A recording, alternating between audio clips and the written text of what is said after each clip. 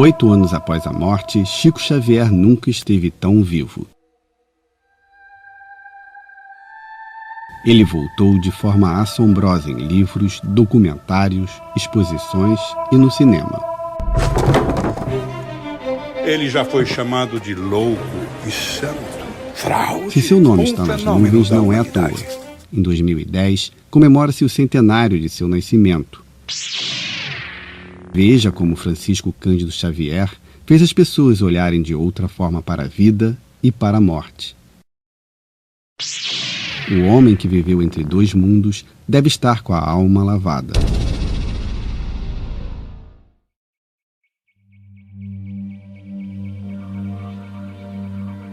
Chico nasce em 2 de abril de 1910 em Pedro Leopoldo, a 30 quilômetros de Belo Horizonte. É filho do operário João Cândido e da lavadeira Maria João. O senhor João, seu pai, chamou a dona Maria João de Deus e disse: Maria, esse menino tem de nascer até dia 31, porque eu não nasci e não sou homem a bem de mentira. Se nesse menino tiver de nascer dia 1º de abril, você segura, porque eu não sou um homem de fazer filho de mentira. E Chico Xavier passou de raspão e nasceu nas primeiras horas do dia 2 de abril. No cartório, problema para o futuro. Um amigo de seu pai se engana e o registra como Francisco de Paula, nome do santo do dia. Erro corrigido apenas em 1966. Desde os 4 anos, Chico manifesta a mediunidade. Uma vez, usa termos científicos quando explica o aborto feito pela vizinha. O pai fica perplexo. Em 1915, a tragédia. A mãe cardíaca morre. Chico vai morar com a madrinha. É quando conhece o inferno na terra. Apanha quase diariamente. Chega a levar garfadas na barriga. Ele diz que o espírito da mãe o aconselha a suportar tudo com resignação. As coisas vão melhorar. Aos 7 anos, Chico volta a morar com o pai, agora casado com a gentil Cidália. A madrasta trata bem os 9 filhos herdados e ainda geraria mais 6 irmãos para Chico. Aos 8 anos, Chico começa a trabalhar em fábrica de tecidos para ajudar a família. A jornada é dura. Entra às 3 horas da tarde e só sai de lá a 1 hora da madrugada. Volta para casa e dorme até às 6 horas, quando acorda para ir à escola. Chico estuda apenas até a 4ª série e mergulha no trabalho. Arruma emprego em bar e depois em armazém. Em 1927, fica impressionado em sessão espírita, na qual a irmã teria se livrado de uma possessão. Uma das irmãs dele fica doente, né? Depois um outro casal vem ajudar e tal, para curar a filha, a irmã dele, e aí ele e Chico, ele conta o que ele estava sentindo para esse casal, e esse casal, que já era espírita, diz direitinho o que era o fenômeno pelo qual ele estava passando, né? Que era o fenômeno da mediunidade, né? A partir daí, Chico lê os livros de Allan Kardec e deixa o catolicismo. Ajuda a fundar em seguida o Centro Espírita Luiz Gonzaga. O primeiro encontro com Emmanuel, o mentor da missão terrestre, acontece em 1931. No ano seguinte, lança o primeiro livro, Parnaso de Além Túmulo, com poemas atribuídos a 56 poetas brasileiros e portugueses já mortos. O primeiro livro dele é muito impressionante. E não sou eu que digo. Se você vai e volta para os arquivos de jornal da época, os acadêmicos da época, jornalistas da época, estudiosos de Augusto dos Anjos, todos eles de Castro Alves, eles olhavam e falavam assim, impressionante. Eram os poemas do outro mundo, não é? Com o estilo de Castro Alves totalmente preservado, com Augusto dos Anjos vivo, com palavras dificílimas, e o que acontecia, e é um choque para os jornalistas, era um menino até o 4º ano primário, um menino que podia ficar famoso sendo poeta. Por que não ele assumir a autoria dos poemas e se exibir como um poeta? Por que renegar a autoria dos versos? Então ele era um assombro, Ao mesmo tempo descobriam que ele ajudava no sustento dos 3 irmãos. Então ele trabalhava 12 horas por dia, que nem louco. Chico chama a atenção do país. Pedro Leopoldo recebe visitas de toda parte. Todos querem ver o rapaz que fala com os mortos. Em 1931, consegue ainda emprego como datilógrafo na Fazenda Modelo, órgão do Ministério da Agricultura.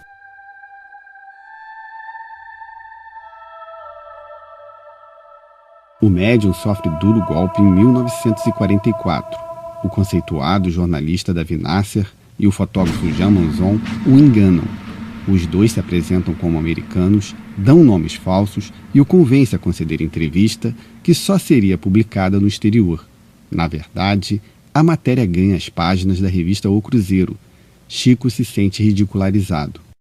Quando saíram de Pedro Leopoldo, no outro dia em seus lares, ao olhar o livro que Chico deu para um e outro, viram que não estava o nome em inglês, ou que eles supostamente disseram chamar ao distinto jornalista João Manzon, e o mesmo estava no de Davi Nasser, ao distinto jornalista Davi Nasser, mas só que assinava Emmanuel, o mentor espiritual de Chico Xavier.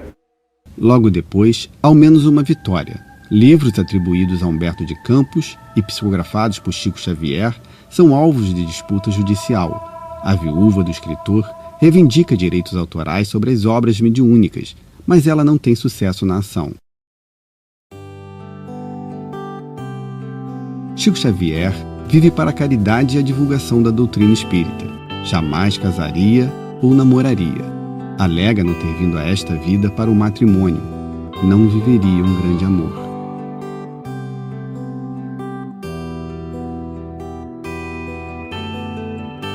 O mais perto que chega de perder a castidade é quando o pai o leva contrariado a uma casa de prostituição.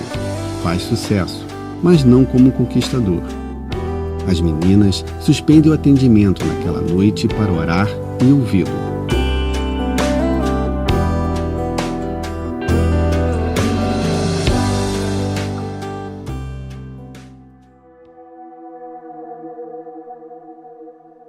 As coisas não andam bem em 1958.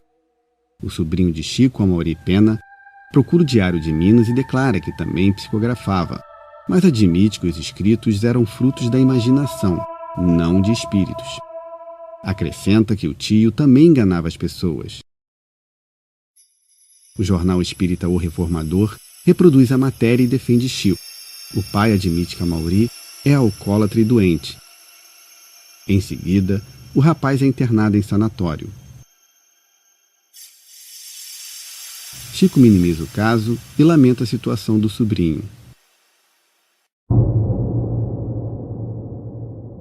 Chico Xavier deixa Pedro Leopoldo em 1959.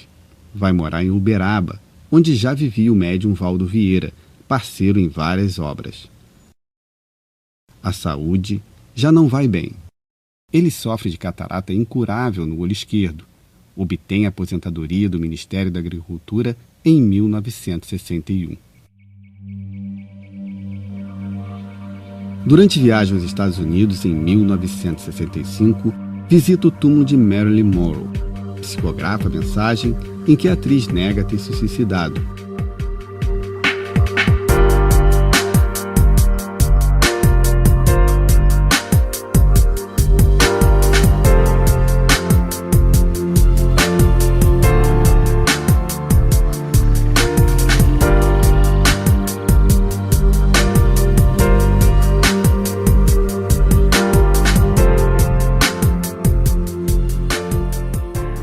O médium estava há quase 18 anos sem falar com a imprensa.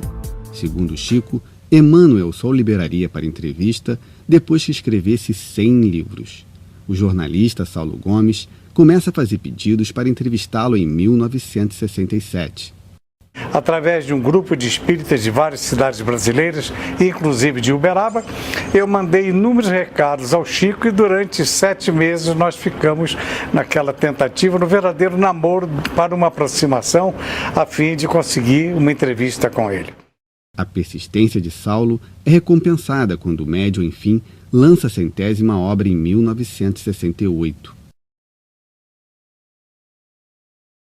3 anos depois, Saulo convida Chico para participar do Pinga Fogo, o programa que mudou a maneira como os brasileiros passariam a vê-lo.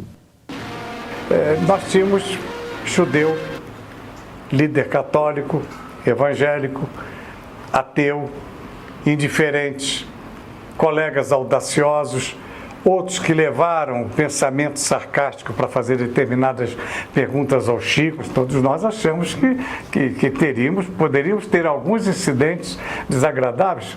Talvez até, quem sabe, o Chico Xavier poderia ter tido alguma reação de rebeldia, se sentir insultado, se sentir desrespeitado. O primeiro livro que veio para a humanidade, vamos dizer, é um livro do mundo espiritual, um livro de pedra, que foi os 10 Mandamentos. Psicografia de Moisés. Outras correntes espiritualistas, como os teosofistas, os messiânicos, também dizem que nós estamos no limiar de uma era de grande beleza, a era de Aquário, em que a humanidade será muito mais feliz. Se estamos no limiar de uma era de encontro da criatura humana consigo própria, como que o senhor explica as violências do mundo atual, como a guerra do Vietnã? Vamos dizer, esses fenômenos todos, diz o nosso Emmanuel que está presente, caracterizam mesmo o período de transformação em que nós nos encontramos. Nós nos encontramos no limiar de uma era extraordinária. Se nos mostrarmos capacitados coletivamente a recebê-la. O programa bate recorde de audiência. Chico é aplaudido de pé.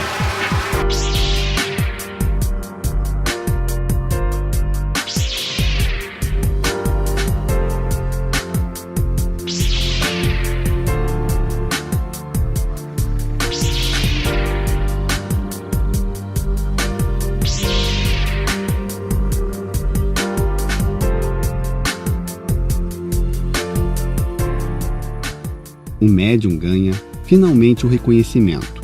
Em 1973, participa de show beneficente ao lado de Roberto Carlos. Nos anos 80, o diretor de TV e kardecista Augusto César Vanucci o aproxima ainda mais de artistas.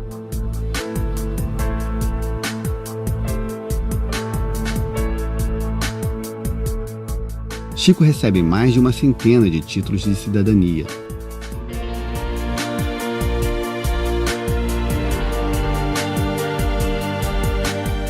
É indicado ao Nobel da Paz em 1981. Com a saúde abalada, diminui o ritmo de trabalho. Em 2001, é internado. Testemunhas veem luz misteriosa entrando em seu quarto no hospital.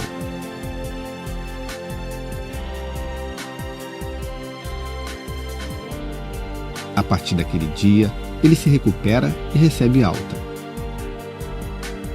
Um ano depois, em 30 de junho, Chico Xavier, aos 92 anos, fecha os olhos pela última vez nesta vida. Quando eu cheguei aqui, o Chico estava ainda respirando nos últimos momentos. Ele colocou-se a mão juntos e as mãos juntas e ele agradeceu ao alto, entendeu? Por tudo. E acabou dando os últimos suspiros naquele momento. E aconteceu como ele havia mais ou menos pedido, que gostaria um dia de partir, um dia que houvesse uma completa felicidade no país. Naquele dia, poucas horas antes, a seleção havia decidido contra a Alemanha o título da Copa do Mundo. O Brasil vence a partida por 2-0 e se torna pentacampeão mundial.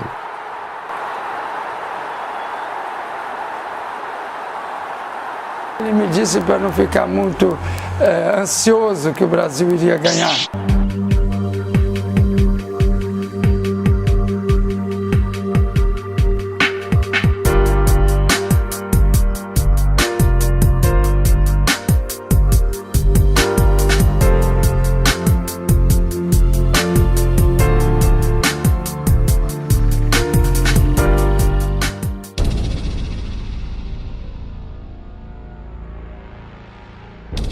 Nos momentos finais, Chico já não contava com a ajuda do mentor. Segundo confidenciou amigos, Emmanuel o havia deixado alguns anos antes para regressar à vida terrena. Teria nascido em família no interior paulista em 2001.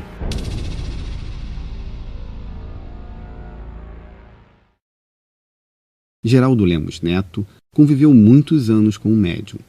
Para ele, chegou a vez de Chico voltar à Terra, mas agora como um mentor de Emmanuel. Os papéis se inverteriam.